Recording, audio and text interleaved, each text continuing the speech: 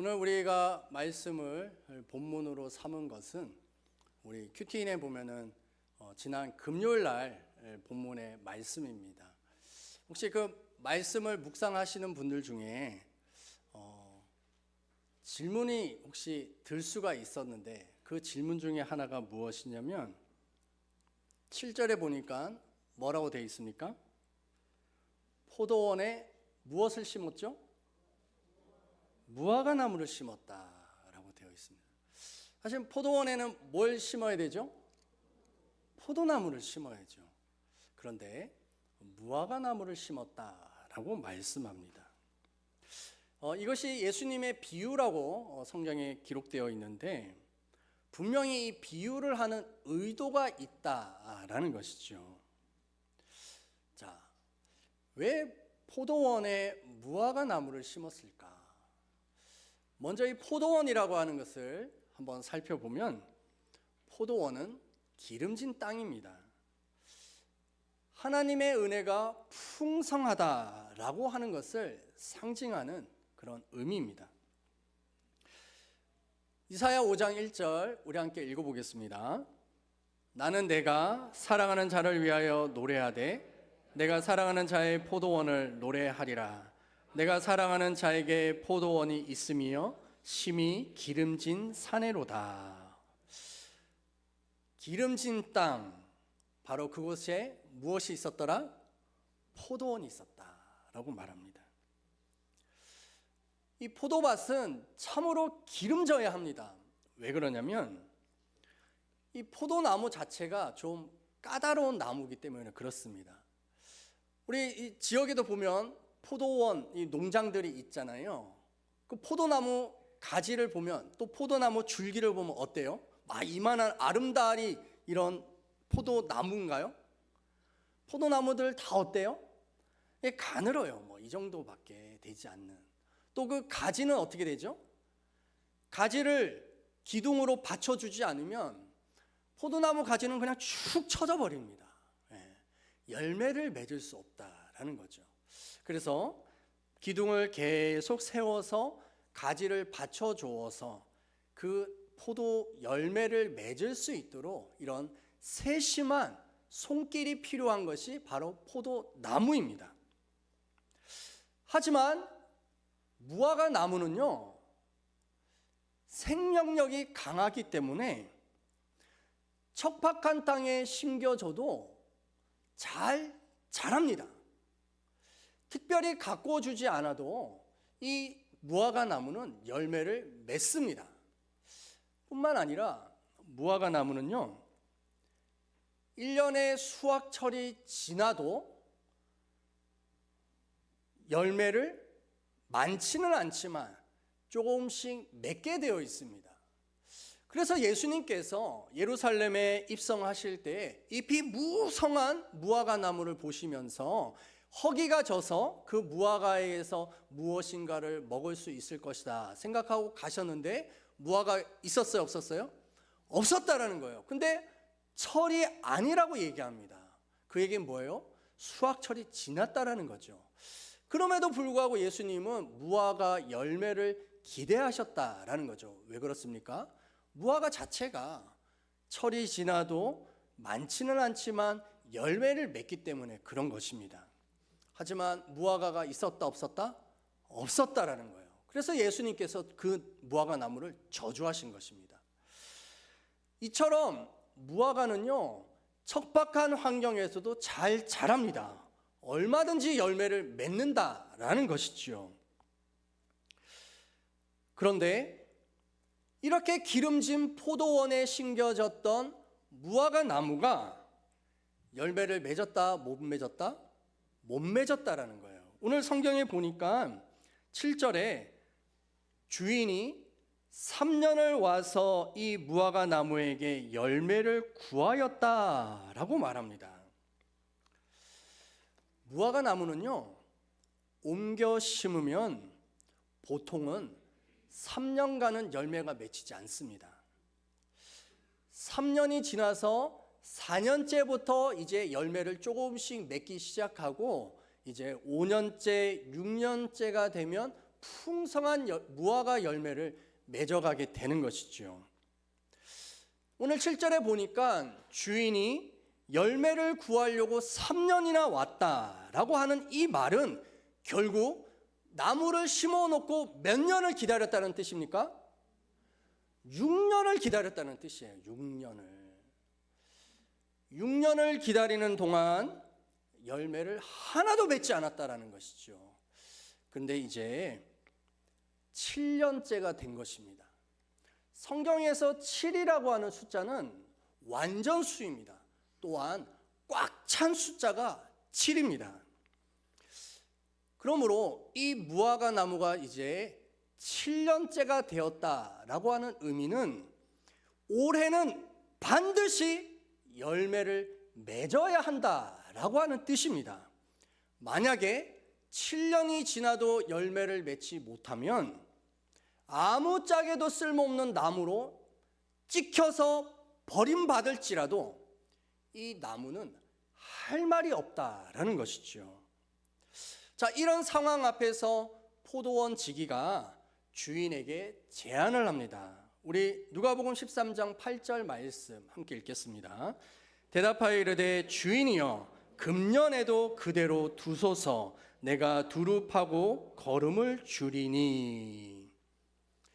이 포도원 지기가 포도밭의 주인에게 말합니다. 주인님, 금년에도 그대로 두소서. 자, 여기에서 이 그대로 두소서라고 하는 이 단어가 헬라어로는 아피에미라고 하는 단어를 씁니다. 이건 어떤 뜻이냐면 용서하다, 사면하다 이런 뜻입니다. 특별히 사면이라고 하는 단어는요, 국가 원수가 그 형벌의 판결이 내려진 사람의 과거의 모든 것을 다 도말해버리는, 덮어버리는 것이 바로 사면입니다. 그 사건으로 인하여 형벌이 지어졌지만 더 이상 그 사건으로는 말하지 말아라 라고 하는 것이 사면이라는 것이죠. 완전히 끝나버린 것입니다.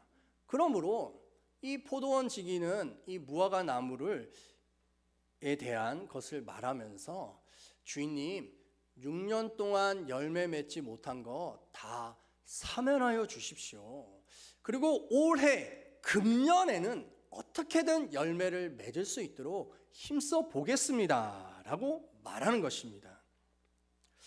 그런데 이 사면하다, 그대로 두소서라고 하는 이 단어는 어디에서도 또 쓰였냐면, 놀랍게도 예수님께서 십자가에 못 박혔을 때 그 예수님을 조롱하였던 많은 사람들을 향하여서 하신 말씀과 똑같습니다. 우리 누가복음 23장 34절 함께 읽겠습니다. 이에 예수께서 이르시되 아버지 저들을 사하여 주옵소서 자기들이 하는 것을 알지 못함이니이다 하시더라. 아멘. 이 사하여 주옵소서, 이 단어가 바로 아피에미라고 하는 똑같은 헬라어다라는 것이죠. 죄를 짓고 있으면서도 자기들이 무슨 죄를 짓고 있는지조차도 몰랐던 그들을 향하여서 예수님께서는 하나님께 탄식하는 겁니다. 하나님, 저들의 죄를 용서하여 주십시오. 자기들이 무슨 죄를 짓고 있는지조차도 알지 못합니다 라는 기도인 것이죠. 바로 이와 같이 예수 그리스도의 십자가, 그곳에서 용서와 회복이 일어났다라는 것입니다. 예수님께서는 우리에게도 말씀하십니다. 너희들은 여전히 죄인이다라는 것이죠. 우리 로마서 5장 8절 말씀 함께 읽겠습니다. 우리가 아직 죄인 되었을 때 그리스도께서 우리를 위하여 죽으심으로 하나님께서 우리에 대한 자기의 사랑을 확증하셨느니라. 아멘. 우리도 죄인으로서 우리가 죄를 깨달을 때도 있지만 사실은 그것이 죄인지도 모르고 또한 죄라고도 생각 안 하고 행동할 때가 더 많다라는 것이죠. 그러므로 우리의 삶 속에서 무엇을 알아야 하는가에 대해서 예수님께서는 바로 오늘 본문 1절에서 5절의 말씀을 하십니다. 1절에서 5절의 사건들이 어떤 것이 있었냐면 본디오 빌라도가 갈릴리 사람들을 죽여서 그 피를 하나님 앞에 예배 드리려고 제물의 그 피에다가 사람의 피를 섞은 거예요. 그렇게 살해당한 그 사람들을 다른 유대인들이 뭐라고 생각했냐면 저 사람들이 죽은 것은 죄가 많아서 그래 라고 하는 생각을 가졌다는 겁니다. 또한 실로암에 있던 망대가 쓰러졌는데 그 망대에 깔려서 18명이 죽은 겁니다.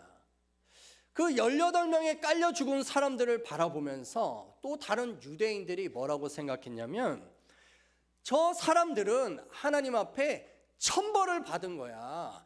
죄가 많아서 하나님이 심판하신 거야. 이렇게 생각했다라는 거예요. 그런데 예수님께서 뭐라 말씀하십니까? 그 갈릴리 사람들이 죽은 것과 망대에 깔려 죽은 그 18명의 사람들이 너희들보다 죄가 많다고 생각하느냐? 착각하지 말라. 너희도 회개하지 않으면 이와 똑같이 망하게 될 것이다 라고 말씀하십니다. 우리의 삶 속에서도 그럴 때가 있죠. 어떤 사람이 사고를 당하거나 또 극심한 우환을 당하거나 질병에 걸린 사람들을 보면 혀를 찹니다. 저 사람 분명히 하나님께 벌을 받은 거야. 저렇게 힘들게 사는 거 하나님 앞에 천벌을 받은 거야. 이렇게 얘기한다라는 것이죠. 이렇게 이야기하는 사람들의 마음속에는 무엇이 있냐면 자기가 그런 고통 중에 있는 사람들보다 더 낫다라고 하는 생각을 갖고 있는 거예요. 그 사람들은 잘못된 선택을 했기 때문에 그렇게 고통을 당하고 있고 나는 하나님께 의롭기 때문에 그런 어려움이 없어 라고 하는 생각을 갖는다라는 것이죠. 예전에 슬기로운 의사생활이라고 하는 드라마에서 기억나는 것이 있습니다. 유산을 계속 거듭하는 그 며느리가 못마땅한 시어머니가 있었던 거예요. 그래서 병원에 가서 의사 선생님한테 이 시어머니가 말하는 겁니다. 선생님, 내 며느리가 무슨 죄가 많아서 이렇게 유산을 거듭할까요? 이 아이에게 무슨 잘못이 있어서 이렇게 유산이 되는 걸까요? 라고 말하는 겁니다. 그 이야기를 들었던 의사가 뭐라고 말하냐면 어머니, 며느리가 무슨 잘못이 있어서 유산이 되는 게 아닙니다. 지금 어머니께서 해야 할 것은 며느리의 죄를 따지는 것이 아니라 지금 해줘야 할 것은 위로입니다. 며느리를 토닥거려주고 격려해주고 이 아픈 마음이 회복될 수 있도록 해주십시오라고 하는 말을 했습니다. 저는 그거를 보면서 와, 참 드라마지만 굉장히 성경적이다 이런 생각이 들었습니다.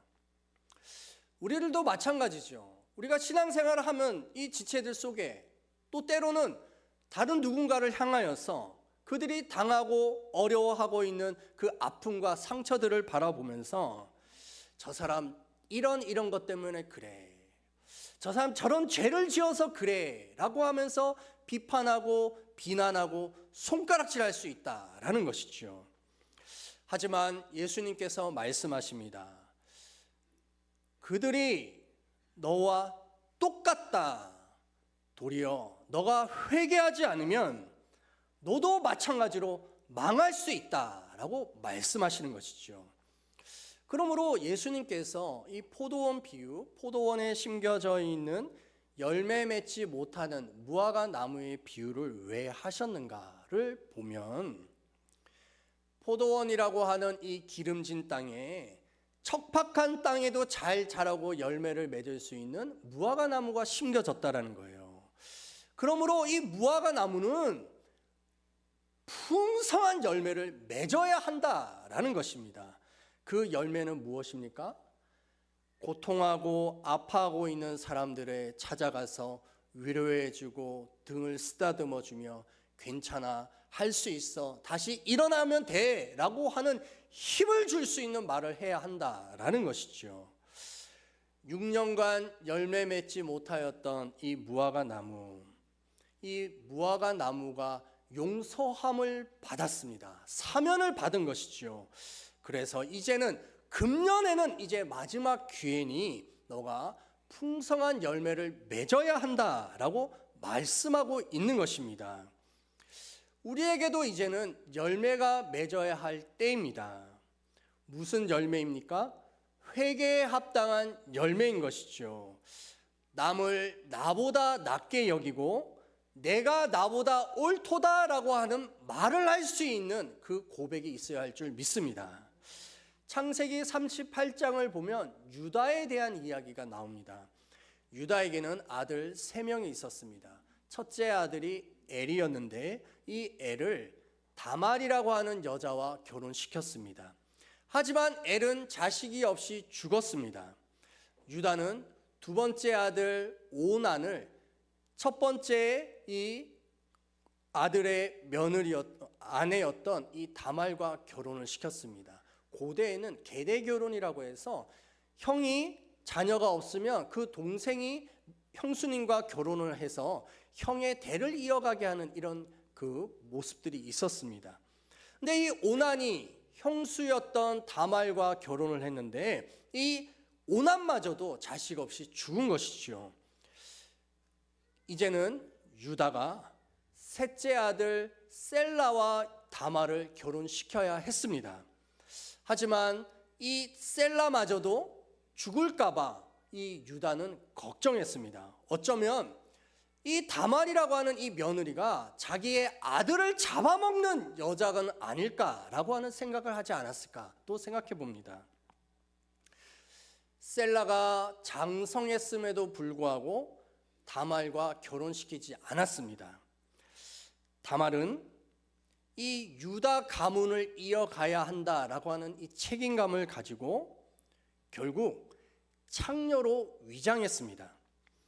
유다는 다말이 며느리인 줄 모르고 창녀라고 생각하고 관계를 가졌습니다. 결국 다말은 임신을 했죠.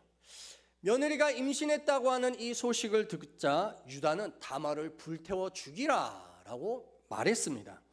하지만 다말은 자기가 이 임신을 한 이유가 바로 이 증표의 주인 때문에 임신했다라고 하는 것을 보여주었는데 그 증표가 바로 유다의 것이었습니다. 그 증표를 보는 순간 유다는 자신의 죄를 깨닫고 뭐라고 말하냐면 너가 나보다 옳도다라고 인정하게 되었다라는 것이지요. 결국 다말은 살았고 다말이 임신하였던 아들을 낳았습니다. 쌍둥이 아들을 낳았고 이 유다가 자신의 아들로 이 아들들을 삼은 것이죠. 결국 하나님께서는 이 유다 가문의 이 자손을 통해서 구세주이신 예수 그리스도가 태어나게 하셨습니다. 유다가 자기의 죄를 깨닫고 너가 나보다 옳도다라고 하는 이 회개가 있었기 때문에 하나님께서는 그 수치스러웠던 그 유다의 가문의 모든 것을 덮어버리시고 예수 그리스도 메시아가 나올 수 있는 위대한 가문으로 바꿔주신 줄 믿습니다. 그러므로 우리가 해야 할 것은 무엇이냐면 내가 정말 죄인이구나 라고 하는 이 사실이 깨달아져야 한다라는 것이죠. 그래서 십자가를 바라보면서 주님, 내가 죽어야 할 그 십자가에 예수님께서 죽으셨군요. 나를 용서하여 주시옵소서 라고 하는 이 회개가 계속 일어나는 겁니다. 그 죽을 수밖에 없었던 우리를 살리신 그 예수 그리스도의 은혜 앞에서 다른 사람들이 설령 어떤 잘못을 짓고 또 안 좋은 행동을 한다 할지라도 그래 나 같은 죄인을 살렸는데 너가 나보다 옳도다라고 이야기할 수 있는 그 고백을 할 수 있게 될 줄 믿습니다. 바로 그것이 하나님께서 우리에게 기다리고 계시는 열매인 것이죠. 하지만 우리가 분명히 알아야 할 것은 우리는 스스로는 열매를 맺을 수 없다는 것입니다. 나무가 스스로 열매를 맺을 수 없는 것과 같습니다. 나무는 땅에 붙어 있어야 하고요. 또한 거름도 먹고 돌봄도 받고 풍성한 열매를 위해서 가지치기도 당해야 하는 것입니다. 그래서 그 유명한 예수님의 비유였던 포도나무와 가지 비유가 나오는 것입니다. 우리 요한복음 15장 1절과 2절 말씀 함께 읽겠습니다.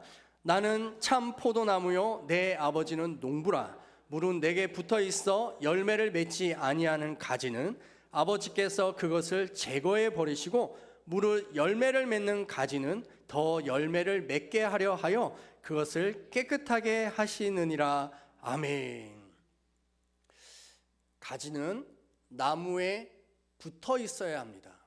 그래야 나무가 뿌리를 통하여 빨아 올린 그 수액과 또 영양분들이 가지와 함께 상호작용하게 되는 것이죠. 그 이야기는 다른 말로 말하면 살아있다라는 것입니다. 살아있는 것은 반드시 소통하게 되어 있습니다. 우리의 영이, 우리의 믿음이 예수 그리스도 살아계신 그 분과 함께 붙어 있다면 우리는 살아계신 예수 그리스도를 인격적으로 알아갈 수 있게 될 것이고, 또한 그 예수님께서 우리를 가지치게 해주시며 돌봐주심으로 인해서 풍성한 열매를 맺게 될 줄 믿습니다. 그러므로 우리는 그 주님께 어떻게 붙어 있느냐라는 것이죠. 우리 요한복음 15장 4절 말씀 우리 함께 읽겠습니다. 내 안에 거하라 나도 너희 안에 거하리라. 가지가 포도나무에 붙어 있지 아니하면 스스로 열매를 맺을 수 없음 같이 너희도 내 안에 있지 아니하면 그러하리라. 아멘. 내 안에 거하라 라고 말합니다. 예수님 안에 어떻게 거할 수 있을까요? 눈에 보이시는 것도 아닌데 바로 이것이 신비인데, 그 신비의 그 모습은 예수님은 말씀으로 우리에게 오십니다. 그러므로 그 예수 그리스도의 그 말씀이 우리의 마음 안에 있으면 우리가 곧 예수님 안에 있게 되는 줄 믿습니다. 그러므로 매일매일 삶 속에서 이 말씀을 가지고서 기도하면서 하나님의 그 거룩하심을 닮아가는 것이죠. 여러분, 말씀 묵상으로 매일매일 영적인 밥을 지어서 드실 수 있기를 축복합니다. 또한 믿음의 공동체에 붙어 있어야 한다라는 것입니다. 오늘같이 이렇게 매 주일 예배에 빠지지 말아야 합니다. 주일 예배는 가장 중요한 믿음의 공동체의 고백의 시간들입니다. 또한 주간 목장 예배에도 참석해야 하는 것이죠. 교회는 예수 그리스도를 자신의 구세주로 고백하는 성도들의 연합체입니다. 그러므로 주일날 모이고 주중에도 믿음의 목장 모임으로 함께 모여서 하나님의 말씀이 자신의 삶 속에서 어떻게 다가왔는지, 어떻게 실체가 됐는지를 나누는 것이죠. 바로 그것을 통하여서 끊임없이 주님께 붙어 있게 되고 주님 안에 거하게 되고 풍성한 열매를 맺게 되는 줄 믿습니다. 사랑하는 성도 여러분, 마귀는요 뱀처럼 삼킬 먹잇감을 찾아 돌아다닙니다. 하지만 포도원이라고 할 수 있는 이 믿음의 공동체에 함께 어우러져서 자라갈 때 마귀를 대적할 수 있게 되는 줄 믿습니다. 우리 이사야 27장 1절과 3절 말씀 함께 읽겠습니다. 그날에 여호와께서 그의 견고하고 크고 강한 칼로 날렘 뱀 리워야단 곧 꼬불꼬불한 뱀 리워야단을 벌하시며 바다에 있는 용을 죽이시리라. 나 여호와는 포도원 지기가 됨이여 때때로 물을 주며 밤낮으로 간수하여 아무든지 이를 해치지 못하게 하리로다. 아멘. 포도원의 주인이 되신 하나님께서 우리에게 기름진 것으로 채우십니다. 포도원 지기이신 예수 그리스도께서는 우리가 풍성한 열매를 맺을 수 있도록 흙도 골라주시고 거름도 채워주시고 또한 하나님의 놀라운 열매를 경험할 수 있도록 우리에게 불필요한 가지치기를 주님이 해주시는 줄 믿습니다. 그러므로 우리의 삶 속에서 말씀으로 걸음을 삼고 성령의 생수로 기도하며 가지치기를 당할 때 하나님이 우리 개개인을 향한 놀라운 계획들이 반드시 이루어질 줄 믿습니다. 그러므로 우리는 회개에 합당한 열매를 맺고 성도들을 또한 이웃들을 향하여서 너가 나보다 낫도다 라고 하는 이 고백과 끊임없이 하나님의 십자가를 바라보며 자신의 죄를 회개해야 하는 줄 믿습니다. 하나님께서는 우리에게 회개에 합당한 열매를 풍성하게 맺게 하여 주시며 또한 생명을 주실 뿐만 아니라 더 풍성히 누리게 해 주실 줄 믿습니다. 우리 이 시간 함께 자리에서 일어납시다. 네. 자리에서 일어나셔서 우리 서로 축복을 할 텐데 그 전에 우리 한주영 전도사님이 오셨습니다. 우리 잠깐 인사하고 한주영 전도사님 앞에 나오셔서 우리 한주영 전도사님은 나사렛 신학대학교 신학과를 또 졸업하시고 가운데 서십시오. 그리고 전도사님은 그 천안 지부에 있는 예수전도단의 지금 간사로 활동하고 있습니다. 또한 예수전도단에서는 천안 지부에서 당근과 토끼라고 하는 어린이집을 운영하고 있는데 그 어린이집의 선생님이십니다. 그래서 유치부 아이들에 대해서는 전문가세요. 오랜 시간 동안 사역들을 감당해 왔기 때문에 아주 유능한 또 그런 전도사님을 우리가 모실 수 있게 되었습니다. 우리 전도사님 한번 인사하시겠습니까?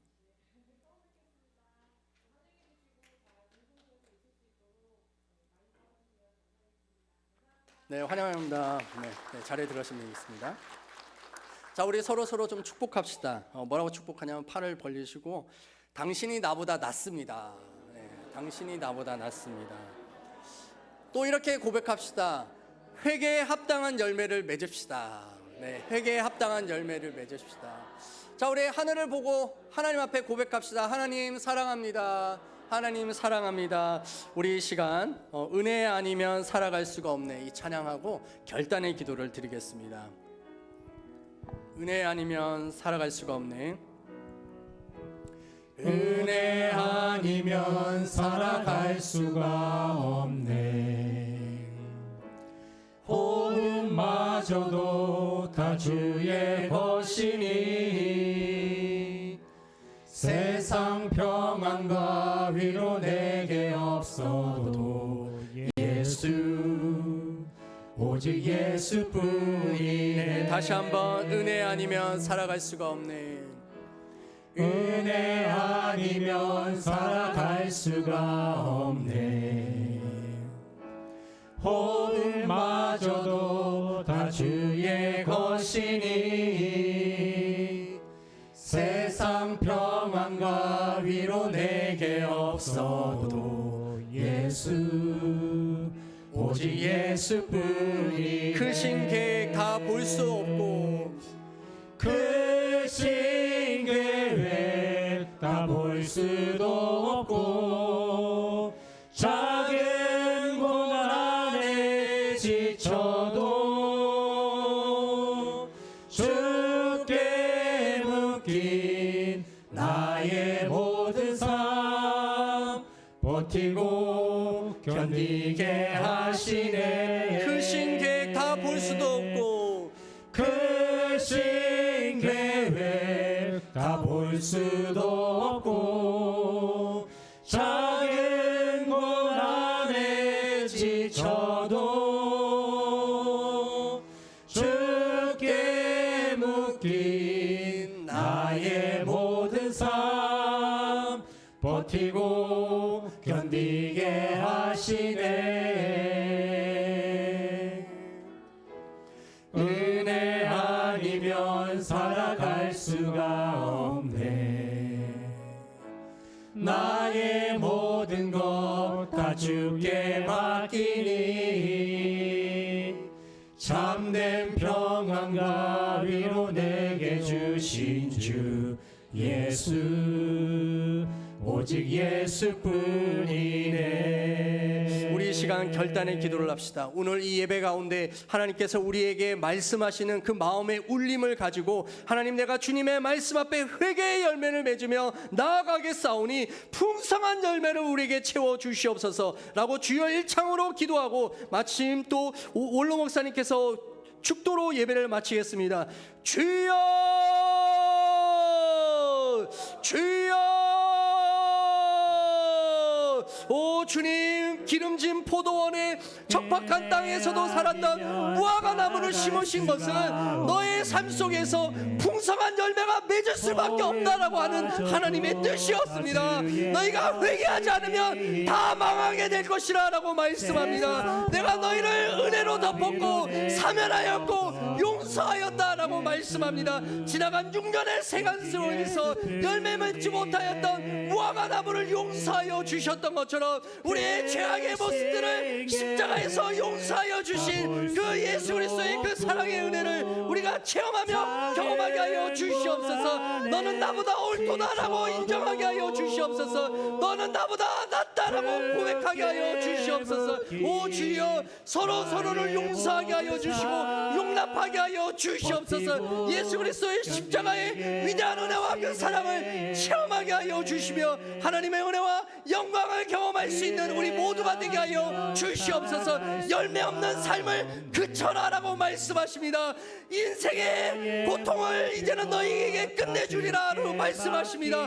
오 주여, 우리가 풍성한 열매를 맺게 하여 주시옵소서. 아버지 하나님께서 우리를 향해 계획하고 있는 놀라운 은혜를 기대하오니 주여 은혜를 더하여 주시옵소서. 할렐루야. 하나님 아버지, 우리의 삶 가운데 아버지 하나님의 풍성한 은혜를 맺기를 원합니다. 하나님, 기름진 땅에 심겨진 무화과 나무는 100% 열매를 맺게 되어 있습니다. 설령 열매 맺지 못하였던 그 6년의 시간이라 할지라도 다 용서하시고 덮어버리시겠다 하십니다. 오 주여, 우리의 삶에 열매 없는 인생들을 용서하여 주시고 이제 올해는 반드시 하나님께서 풍성한 아름다운 열매 맺게 하여 주시옵소서. 그렇게 결단하며 나아가는 모든 성도들에게 하나님의 크고 놀라운 은혜를 더하여 주시옵소서.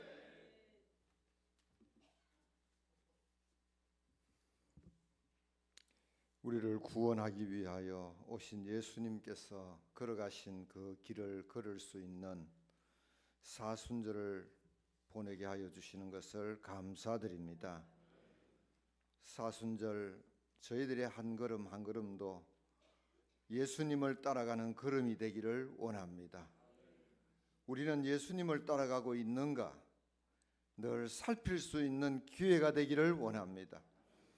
오늘 하나님께서 우리에게 열매가 없다고 말씀하십니다. 주님을 따라가는 열매가 없다고 오늘 또 주님 우리에게 지적하고 계십니다.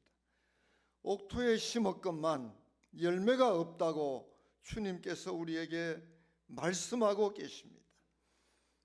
우리 열매 없음을 볼 수 있는 믿음의 눈이 열려지게 하여 주시옵소서. 나의 믿음 없는 모습을 볼 수 있도록 주님 도와 주시옵소서. 그리고 회개에 합당한 열매를 맺을 수 있는 저희들 되게 하여 주시옵소서. 오늘 이 귀한 말씀을 듣고 주님 앞에 회개하는 마음으로 나아가는 우리 모두 위에 우리 주 예수 그리스도의 구원의 은혜와 하나님 아버지의 극진하신 사랑하심과 성령님의 교통하심이 이제로부터 영원토록 함께 하시기를 간절히 축원하옵나이다.